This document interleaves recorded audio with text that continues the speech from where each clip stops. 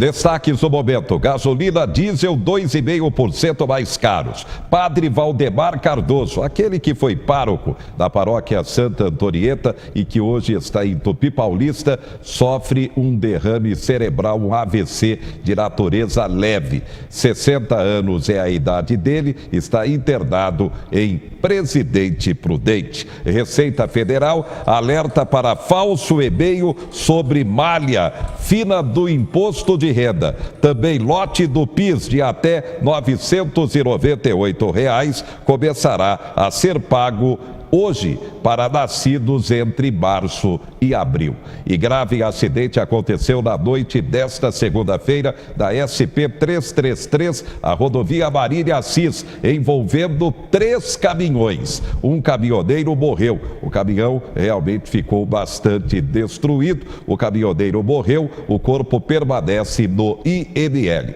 O acidente, confirmando, foi na rodovia Marília Assis. 3 caminhões envolvidos, a carga se espalhou pela pista, uma carga química, exatamente por isso o trecho ali nas proximidades do famoso Boteco da Luzia ficou interditado, pelo menos em uma pista, por cerca de 10 horas. Estamos na semana de alerta ao alcoolismo e a gente continua debatendo esse tema tão importante. É o alcoolismo, uma doença que não apenas afeta o organismo, como também desarticula famílias e a sociedade. Confira mais uma entrevista. Algumas pessoas consomem bebidas alcoólicas para se sentirem bem relaxadas. O problema é saber o limite entre o aceitável e o excesso, porque ela pode cair na dependência física e emocional do álcool. O alcoolismo é uma doença e precisa ser tratado. Quer saber como? Fique comigo e assista ao Saiba Mais.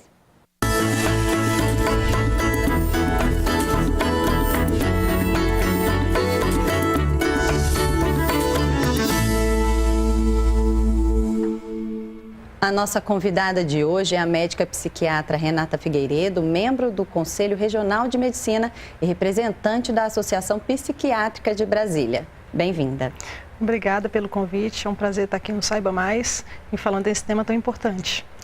Renata, o alcoolismo é considerado um dos problemas mais graves de saúde pública. Por quê? Então, Lília, o alcoolismo é uma doença muito complexa, né? Envolve problemas emocionais, causa problemas físicos dentro de casa, causa problemas sociais, problemas com a legislação e é responsável por quase 3 milhões de mortes e 10% das causas de mortalidade é o álcool. Então, é uma doença prevenível e tratável. Então, é um problema de saúde pública e que precisa de uma atenção especial.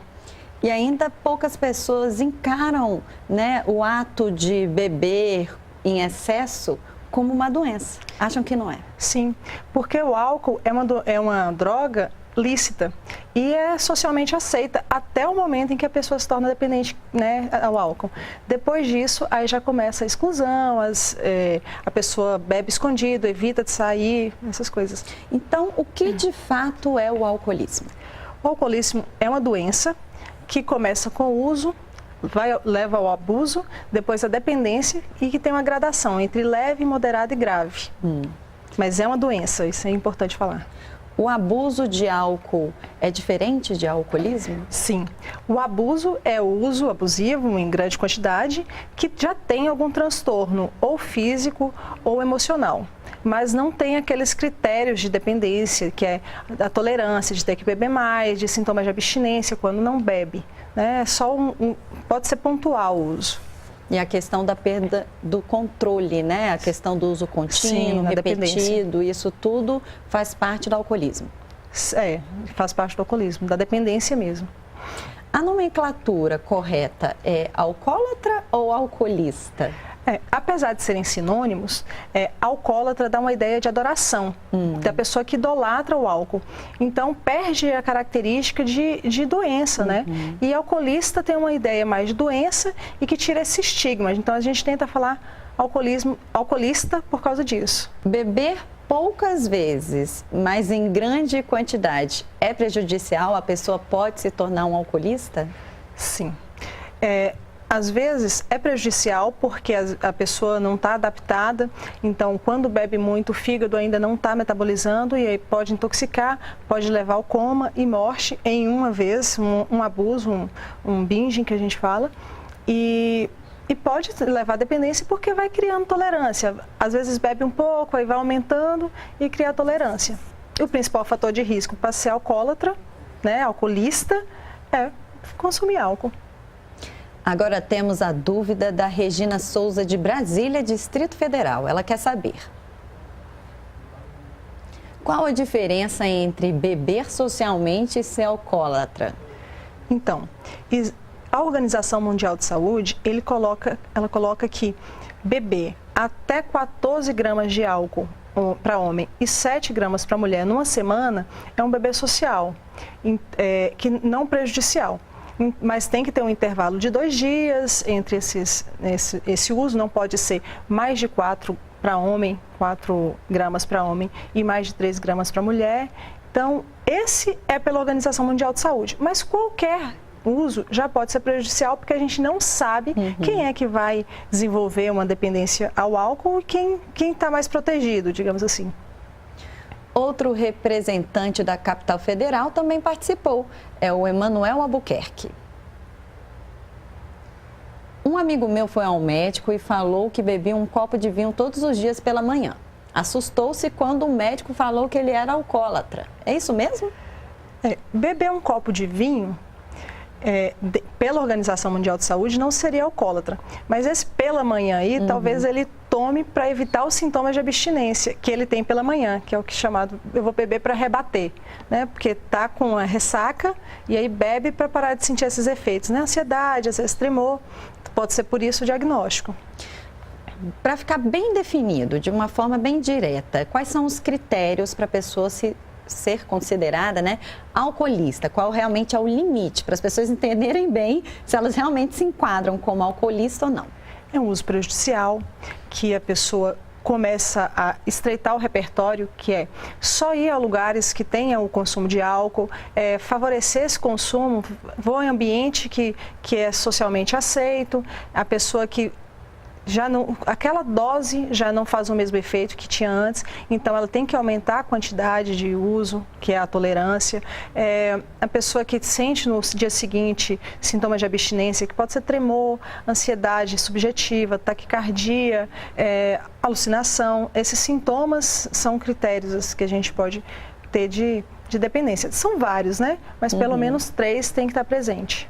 E na questão assim prática também de copos, por exemplo, desde um mais leve, uma cerveja, né, até um vinho, até um uísque, a quantidade. Sim.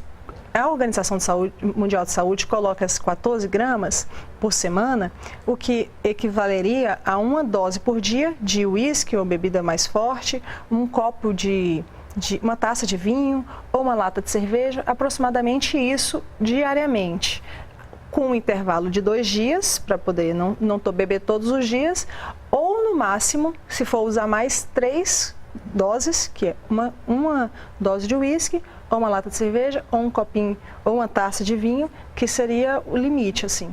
Existem fatores de risco, por exemplo, se na família existe um alcoolista, há uma tendência dos familiares, outros familiares também terem? É uma doença genética, uma doença familiar, tem o transtorno na família, tem outros transtornos psiquiátricos na família, o que a gente fala de patologia dual, que é a associação do transtorno mental com o transtorno por uso de substância.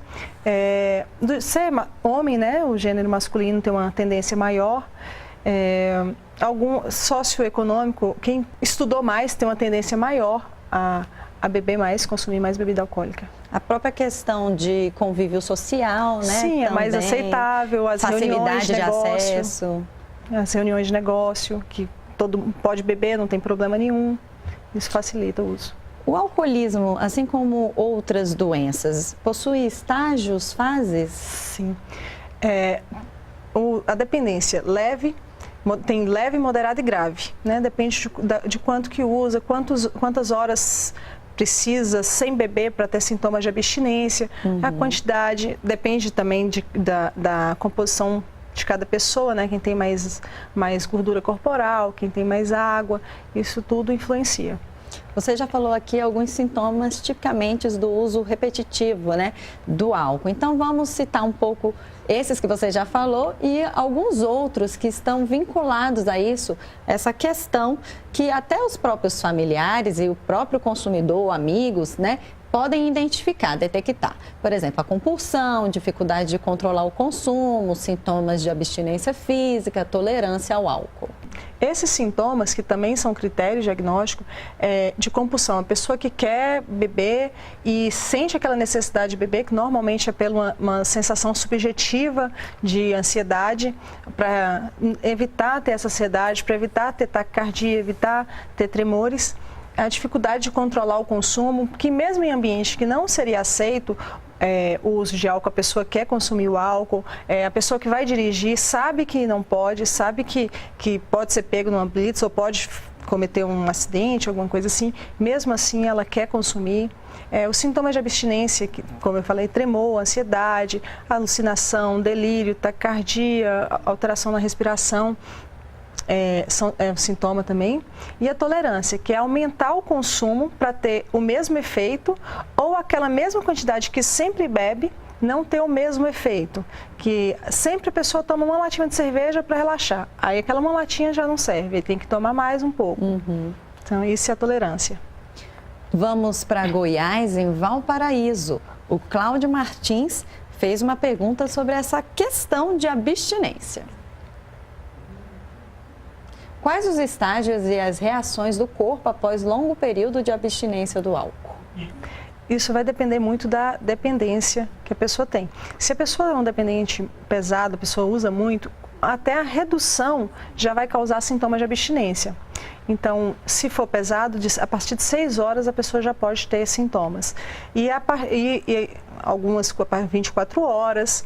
Tem os sintomas mais leves de abstinência, que é tremor, taquicardia, sensação de ansiedade, irritabilidade, insônia, e até mais grave, que é o delirium tremens, que é um estágio grave da abstinência que pode ocorrer.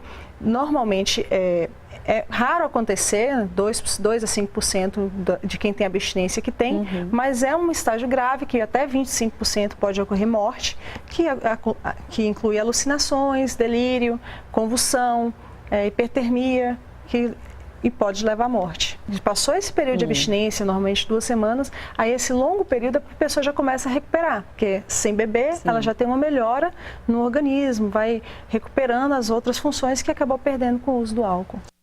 Estamos na semana de alerta contra o alcoolismo. Ao longo desta semana, então, especialistas estarão emitindo o seu comentário. Os destaques: IPVA, você tem veículo placa final 8, então tem que pagar o IPVA nesta quarta-feira. Ainda, Supremo Tribunal Federal mantém garantia do adicional de 25% a aposentado que necessita de cuidador.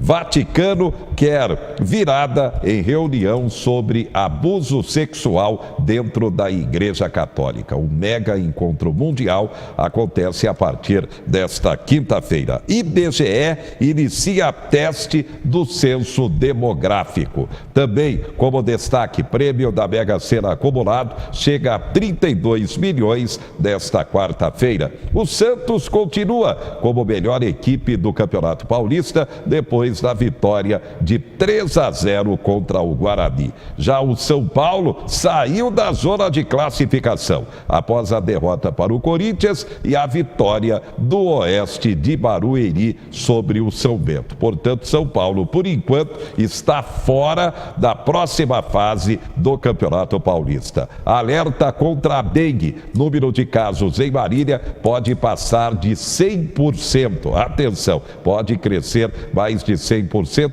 temos 23 casos oficiais. No entanto, o número de suspeitas é muito grande, inclusive dezenas de casos já sendo tratados como se fosse realmente a doença. E atenção, vai viajar? Cuidado com a febre amarela, viajar no carnaval. Tem que tomar a vacina contra a febre amarela, lembrando que a vacina só faz o seu efeito 10 dias depois da aplicação. Cuidado então, procurar até esta quarta-feira, se vai viajar no carnaval, as unidades de saúde para receber a vacina contra a febre amarela. Obrigado pela sua atenção. Estamos fechando mais essa edição do Jornalismo aqui no 4. Aqui você sempre muito bem informado.